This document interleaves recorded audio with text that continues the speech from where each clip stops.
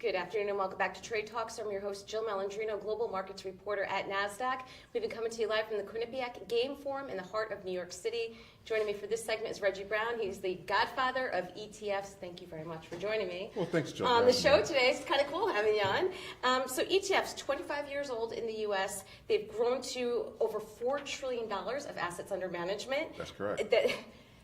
Help us wrap our heads around that. Well, I think, look, largely ETFs have brought competition and choice to retail investors and other types of investors, and it's captured attention as the investment vehicle of choice.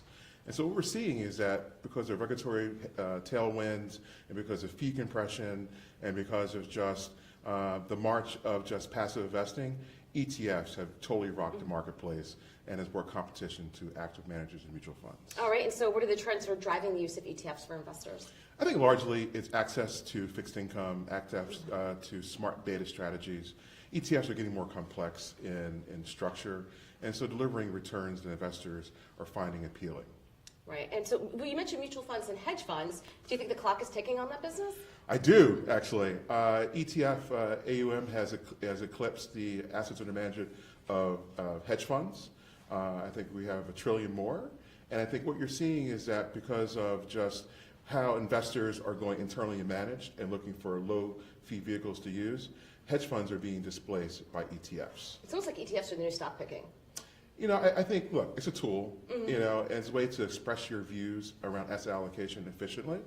And if you look at the single beta factor ETFs like SPY, QQQ, it's easy to buy them and pay just 9 or 4 basis points. Well, let's wrap it up with this. Let's talk some market structure. Is liquidity a concern in the U.S.? Well, no. I think that ETFs are being used as a poster child for liquidity issues.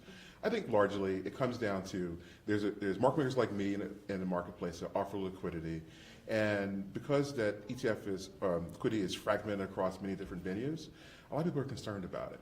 But in reality, ETFs offer a lot of liquidity. Market structure allows for resiliency and transparency. I think we're in a new age.